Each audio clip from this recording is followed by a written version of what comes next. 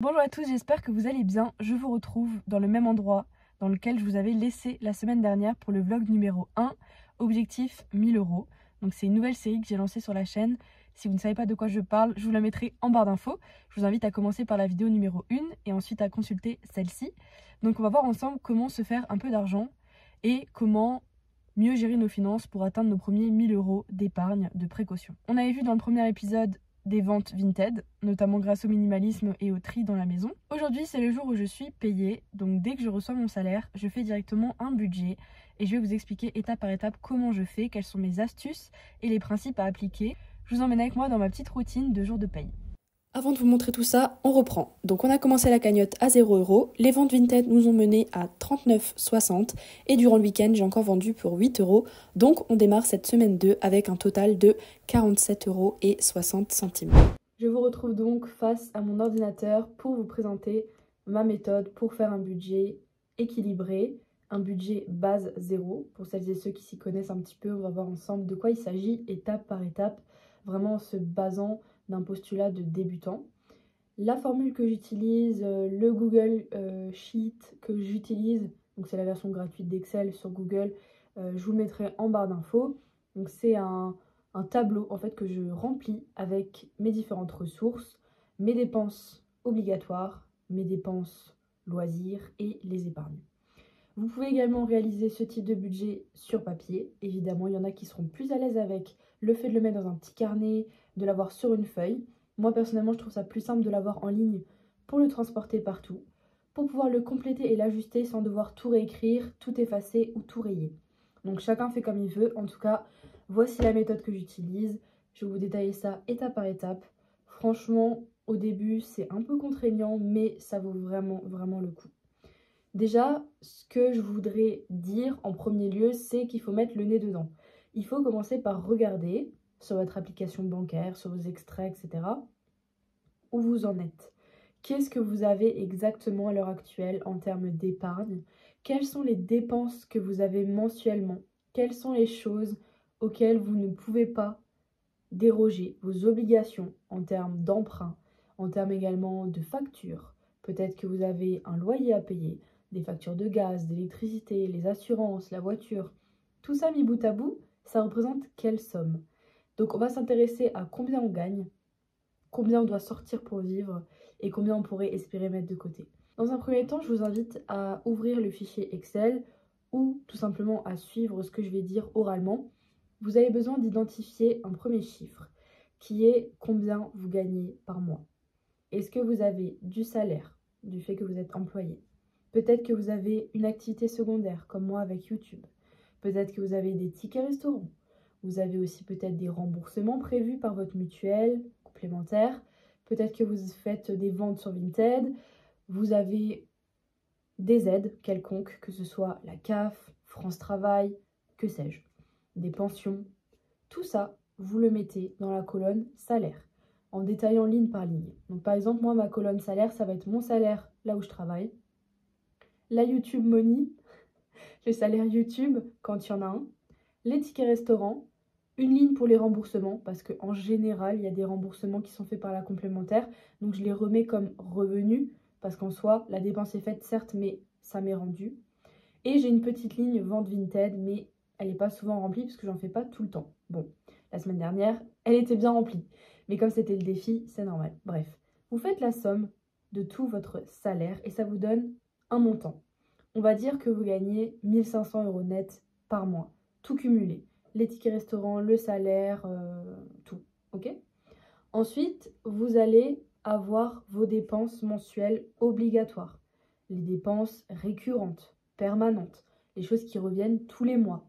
Donc ça peut être le loyer ou votre crédit immobilier par exemple, vos crédits divers, la voiture, crédit à la conso, votre box internet, votre abonnement téléphonique, vos abonnements aux plateformes en ligne, Netflix, Amazon Prime, vos abonnements autres, Spotify, Deezer, l'abonnement à l'électricité, à l'eau, au gaz.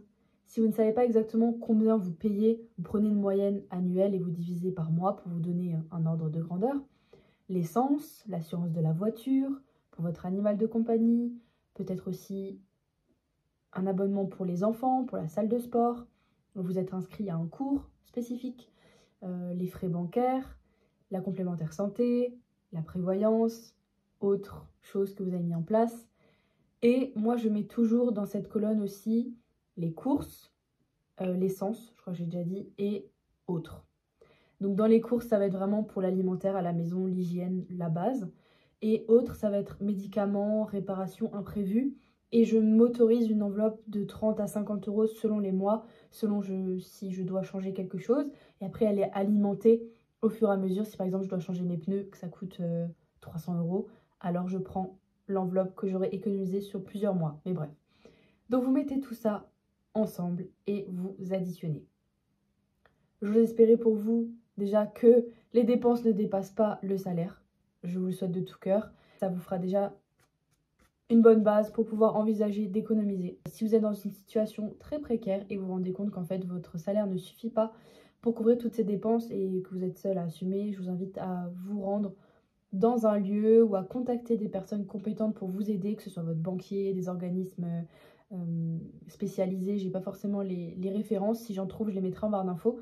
En tout cas, je sais qu'il existe des assistantes sociales qui peuvent ou assistants sociaux qui peuvent vous aider pour ça. Ici, on va parler d'une situation stable, saine, de quelqu'un qui gagne à peu près correctement sa vie, dans le sens à peu près le SMIC quoi. On peut pas inclure toutes les situations, j'en suis désolée, et si le sujet vous angoisse ou vous met mal à l'aise, ne regardez pas la vidéo, regardez une autre vidéo sur la chaîne ou une autre complètement différente. En tout cas, voilà, j'espère que vous prenez tout ce que je dis avec des pincettes et j'espère vraiment que ça peut vous aider et pas vous enfoncer, au contraire. Donc, une fois qu'on a établi combien on gagne et combien on doit dépenser par mois obligatoirement, admettons, on va dire 1000 euros. Et bien, vous savez que sur vos 1500 euros, une fois que vous avez tout payé, il vous reste que 500 euros. Avec ces 500 euros, il faut encore se répartir les loisirs et les épargnes. Donc on a un peu mis de loisirs dans certains prélèvements comme Spotify, Netflix, etc. Bon voilà, mais c'est des abonnements mensuels. Le loisir, ça va plutôt être tout ce qui est variable. Donc par exemple, vous avez un anniversaire, vous avez une sortie prochainement, un restaurant de prévu, vous souhaitez vous acheter quelque chose en particulier, prendre des repas emportés, préparer les cadeaux de Noël. Là, quand je filme la vidéo, on est bientôt en décembre, mais vous la verrez sans doute l'année prochaine. Donc ça peut être toutes sortes de choses que vous avez prévues, une fête, voilà.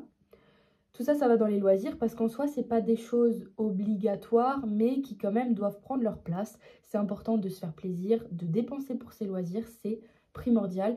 Et aussi pour les autres en soi, parce que voilà, il y a des événements des fois qui arrivent et auxquels on veut participer, évidemment. Donc vous allez estimer à peu près vos dépenses par rapport à ce que vous avez fait les mois derniers et où vous fixez un objectif cohérent avec votre salaire.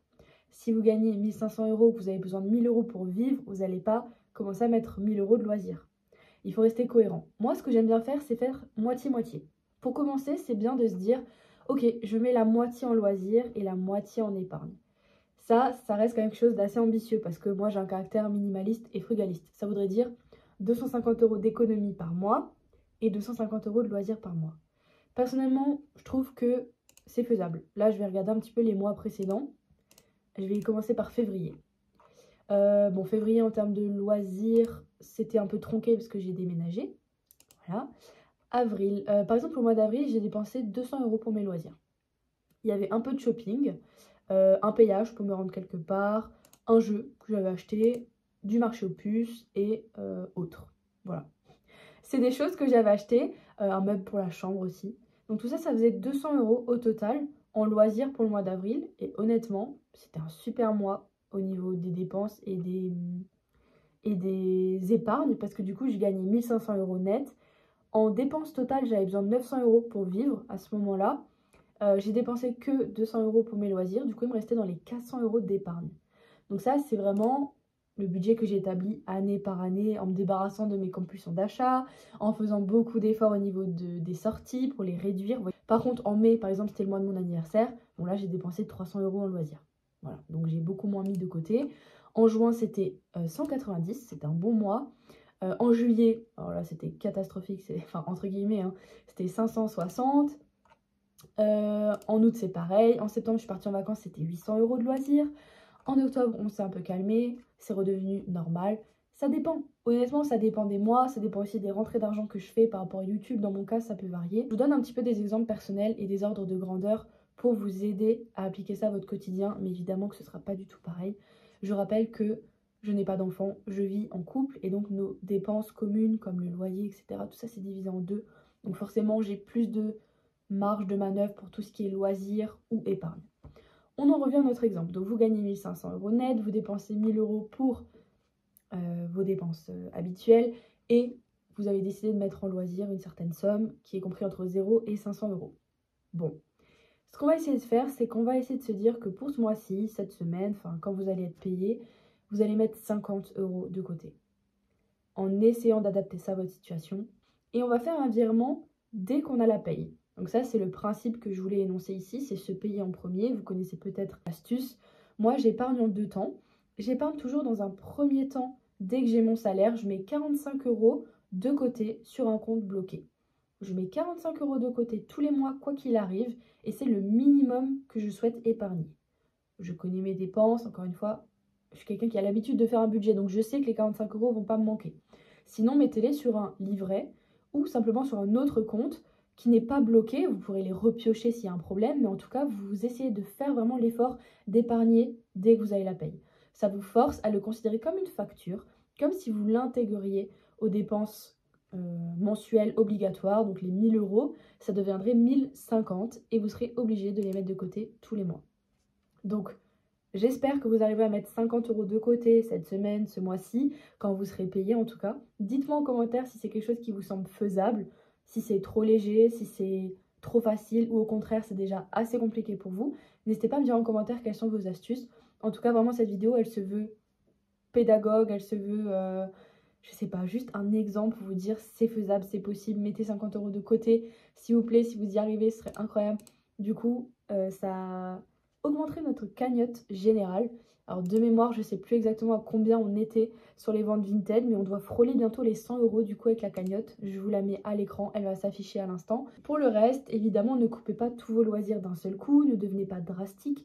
Le but, c'est vraiment de vous apporter des éléments dans ces petites vidéos, ces petits épisodes. Donc là, l'épisode 2, c'est sur comment faire un budget. C'est pour vous aider, c'est pas pour vous accabler ni pour vous priver. J'espère que la vidéo vous aura plu. S'il y a des questions complémentaires sur l'Excel, enfin le Google Sheet ou d'autres choses, n'hésitez pas à me les dire en commentaire. La vidéo se veut assez courte, j'espère, pour pas trop prendre de votre temps, mais plutôt vous inciter à prendre ce temps-là à faire votre budget. N'hésitez pas à me dire si ça vous a plu en mettant un like, ça fait toujours plaisir, ça soutient la chaîne. Ça me permet d'avoir de temps en temps des petits revenus comme vous l'avez vu. À commenter, vous abonner et je vous dis à bientôt pour le prochain épisode. Ciao!